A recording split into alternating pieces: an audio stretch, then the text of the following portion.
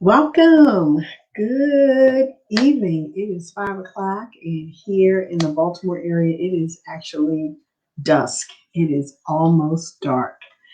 I would like to welcome you. We are here. It is December. I am Gersha Porter coming to you live. Hopefully, you like our new holiday Wealth and Wines flyer. It is Wednesday, and weekly we come to you here on Facebook Live, and we stream to a couple other mediums so that we can bring you some amazing information as we move forward to build wealth and talk a little bit about wine. So I eliminate confusion for buyers by giving them key strategies to unlock resources to buy their dream home. And you can search for your dream home at porterpremierhomes.com.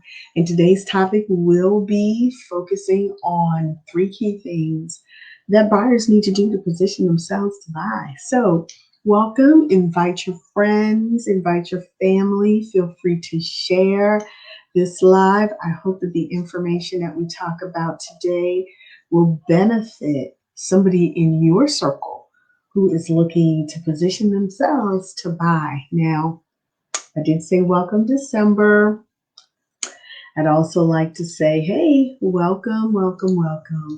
Thank you for joining us here at Porter Premier Homes Wealth and Wines, a real estate experience. So come on in. I'm looking forward to having some more folks join us. How was Thanksgiving? Were you able to use any of those virtual tips that we talked about a couple weeks ago to make your Thanksgiving holiday extra special this year? I did. We got together as a family on Zoom and shared what we were grateful for, caught up a little bit, and said grace before we all ate individually. So if you were able to benefit from some of those tips, just drop it in the chat if you were able to use some of those as you celebrated Thanksgiving this year. My voice is not very strong today, and I have some tea. I've been sipping on some tea with some lemon. So if I take a moment to get myself together, that's what's going on. So once again, share, share, share. Invite your friends and families to come on in, and we are going to get started in a moment. Okay. Now, somebody asked me this question the other day. How does real estate help you build wealth? Because they said, what's up with this topic, wealth and wines? And there are a lot of ways to build wealth, but in the African American community, real estate and or home ownership tends to be the way that we start building wealth. Many of us were not born with a silver spoon in our mouths or inheriting necessarily homes or stocks, and gold bars, and things like that. So most of us start building wealth through home ownership. So if you didn't inherit a home from somebody in your family, or you didn't inherit land from somebody in your family, you are probably like me and most of us. We started building wealth through home ownership or owning homes. So I really, and my desire is to provide lots of information from a real estate perspective to get everybody on the road to building wealth, beginning with home ownership. So if there's anybody that you know who would benefit from this kind of information, please do. And thank you. One of our guests tonight on our live said absolutely virtual grace and sharing gratitude. So thank you for letting me know that some of the tips that we talked about earlier benefited you and your family as you celebrated Thanksgiving. So as we wait a couple of more seconds for some folks to join us, I want to just know, and if you're getting this on the replay, drop the word Christmas in the chat. If you already have your tree up, drop the word tree. I don't have mine up yet, but a lot of folks in my circle, they took the time over that holiday weekend we just came through to put their tree up. So if your tree is up, drop the word tree in the chat. Let me know that you are on top of beginning this holiday season and you are making wherever you live is home. So you are making home just so much more comfortable and festive by putting up your tree and your decorations already. So just drop the word tree in the chat if you have already put up your Christmas tree. So tonight, the first thing I want to do, and I am not sipping wine this time because I am working on my fruit. But we do have a wine that we're going to feature tonight. So I want to just share that with you. And I actually have the bottle here with me. The wine that we're going to be sharing tonight. Hey, somebody got their tree up. Go ahead, my Facebook user. Unfortunately, you really do need to give StreamYard permission to access your account. Then wait, I'll know who I'm talking to. But thanks so much for letting us know that your tree is up. So what I'm going to do is just show you a little bit. We have it on the screen. This is a bottle of Wattle Creek White 2019.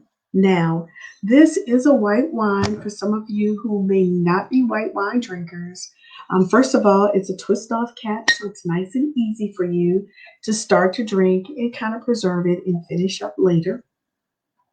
Beautiful butterflies, just as it looks like on the slide that we prepared. It's just an amazing label. Love to put something like this on display wherever you have maybe a bar cart or something similar to that. And this is a California white wine. Alcohol content is 13.5%. And it does have tastes of fresh white peaches, pineapples, and citrus notes. So traditionally, this particular wine is something that is enjoyed in the summer months by the pool. In California, it's always summer. But here in Maryland, we are not in the summer. But if you want to feel like it's summer, or you didn't have a chance because summer went by so fast in the middle of everything that we were going through this year, enjoy a bottle of Wattle Creek White 2019 California. This bottle actually retails for $18. And if you are a member of the Wine Society, you can snag this one for $14.40. So we have amazing wines, all varieties, all price ranges. So let me know if you're interested in any wine. You can find them at wealthandwines.com. So take a look, see what you're interested in. If you just or maybe want to try a bottle or two, I know I'll be placing an order soon. I can help you with some shipping if you are in the area. We can connect. If not, it's very easy to order and have that sent directly to you. So thank you again for hopping on. Thanks, Joe. Hey, thanks for joining our tribe today. Once again, for those of you who may have just joined, my name is Gersha Porter. I am the CEO of Porter Premier Homes. I've been a realtor in this Baltimore metropolitan area. This is finishing up my 17th year, and I'm excited to bring my practical experience to you, my knowledge, my training, just gut stuff to you as you move towards building wealth through home ownership. So I work to eliminate confusion for buyers by giving them key strategies to unlock resources to purchase their dream home. And today we are going to be talking about why you should get approved. Now, when buyers meet with me initially, they set up a house call and they want to start talking about purchasing their home so that they can build wealth. The first thing I will say to them before we get too far off in the conversation is, have you been approved for a mortgage? Sometimes they know exactly what I'm talking about, and sometimes they don't. So what I want to do is let you know why, and you can share this with some folks that you know, why you should get approved for a mortgage. Now, what does it mean when you get approved? It means that you have taken the time to have a conversation with a mortgage lender about your goals to purchase a home. And the biggest part of this is you have provided them with some documentation. W-2, pay stubs, tax returns, and bank statements. So sometimes you might go on a site or speak with a mortgage lender and you give them this information verbally. That is a pre-qualification. They may or may not pull your credit. But when you get approved for a mortgage, you have provided the documentation as well as your credit was pulled. And now the lender can say, absolutely, Gersha, you qualify for $300,000, and that would mean that your mortgage payment will probably look like around $1,700 a month. Now, everybody's pre-approval process will be different because we're all unique individuals. And so the lender will be able to give you information that is needed to bring you either to the point that you can go shopping with me for your new home, or there may be some things you need to work on. Your bank statement may not be as clean. It may show some bounce checks, so you may have to wait a month or two for a cleaner bank statement. Your credit score may not meet the minimum qualifications for an FHA, a VA, or a conventional loan. Or you may have been hit by surprise. By what? What could be a possible surprise that may come up while you're going through the pre-approval process? Go ahead, type it in the chat. So pre-approval absolutely will show that you're a serious buyer. Thank you so much for that, Steph. Tell me, guys, what might come up when you're going through a pre-approval process that you were not aware of and you are completely thrown off?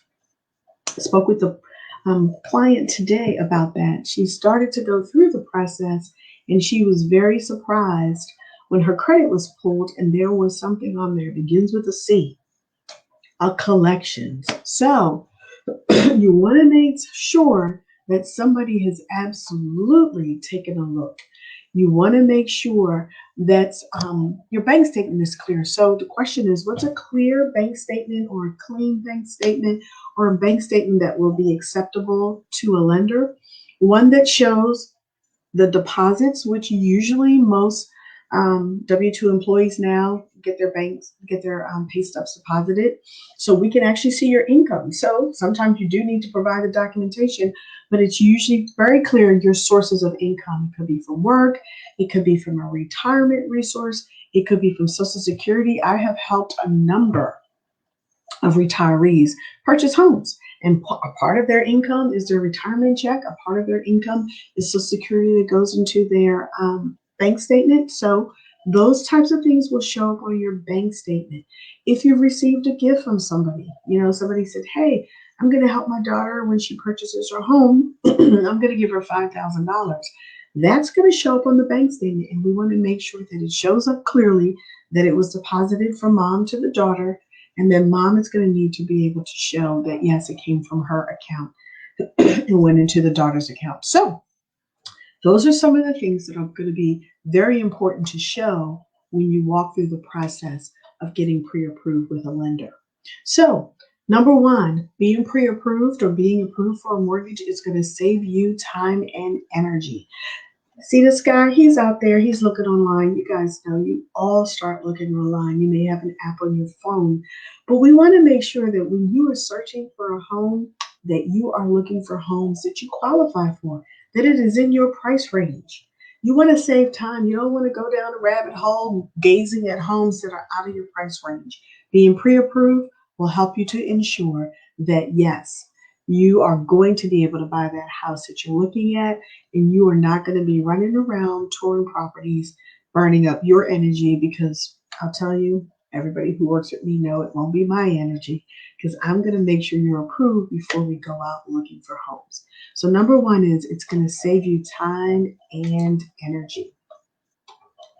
Number two, you're going to shop for the best deals. Now, a lot of times buyers will say to me, well, I've never applied for a mortgage. Where should I look, Gersha? Who should I talk to?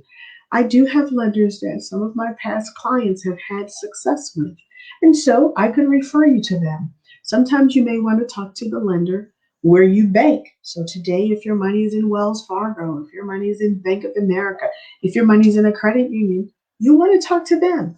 You want to find out how much will they lend you, what is the interest rate, what are the terms of that mortgage.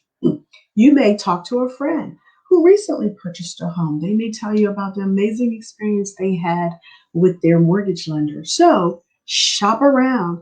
And it is important to shop around in one specific period of time because, yes, each of those lenders will probably pull your credit report. And folks say, no, no, no, no, no, I don't want you to pull my credit report. Well, the only way that they can confirm and approve you is to take a look at your credit. It's a tri-merge credit report. They need to get it from all three credit bureaus, and those are the ones that the mortgage lenders are going to have access to. So if you're going to shop around, the time to do it is all at one point so that it is not a detriment to your credit report. So I see a question here, and I'm going to show it on the screen, Joe. FHA has a pre-approval like a conventional loan.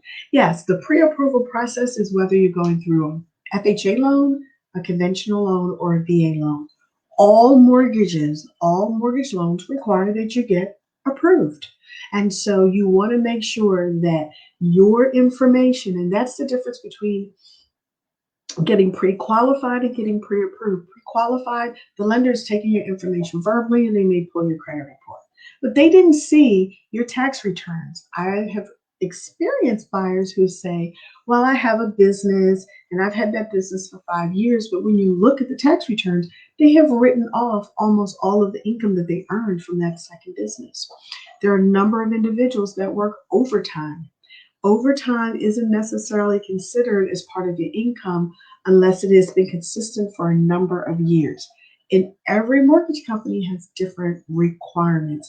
That's why you want to go ahead and shop for the best deal that you can.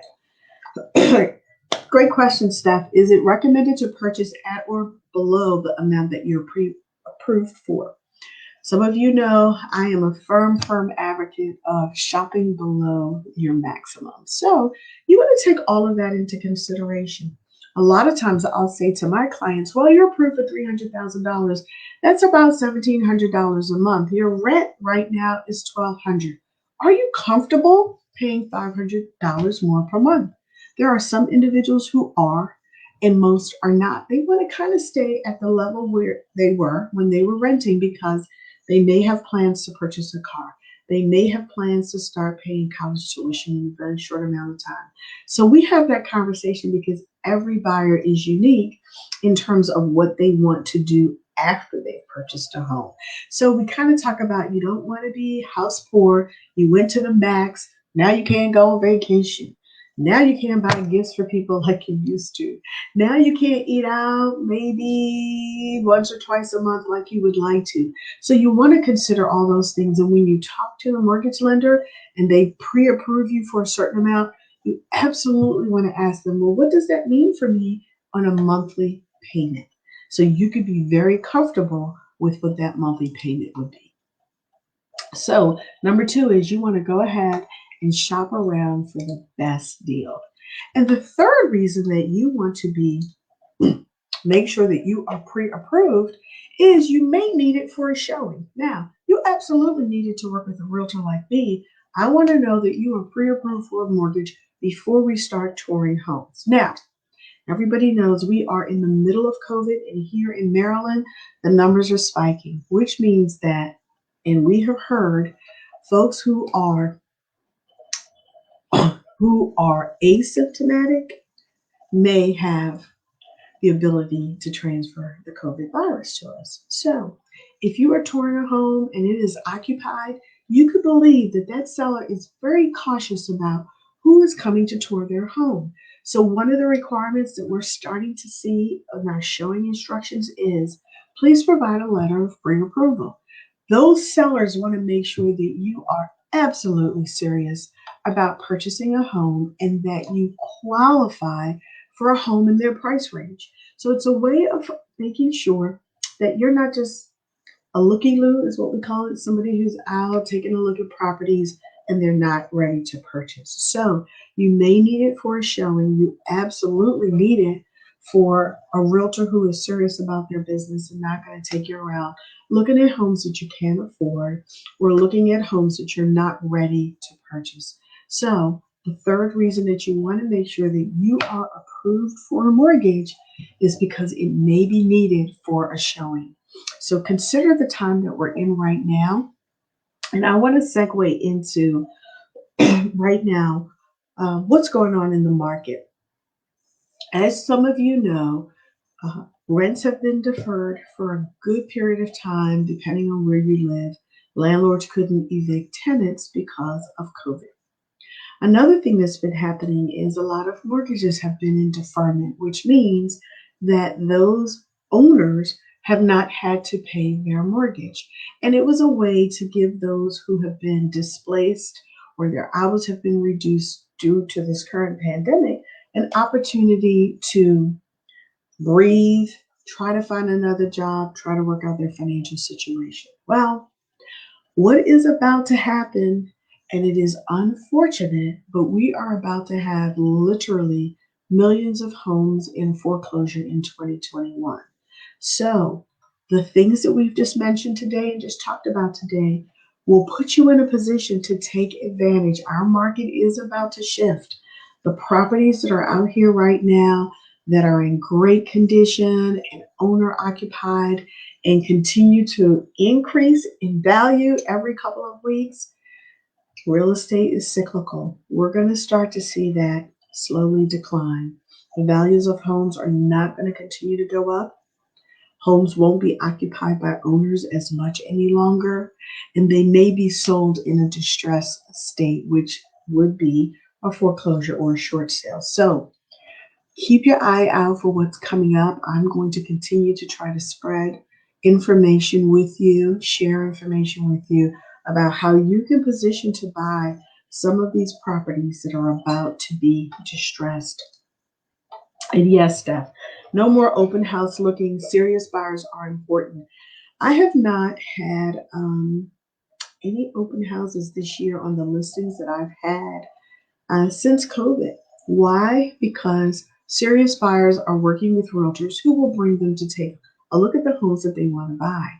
When we have open houses as realtors, the people that come through the door are not necessarily qualified to purchase the home that they're looking at. Aside from COVID, sellers are also very particular about who's entering their homes right now.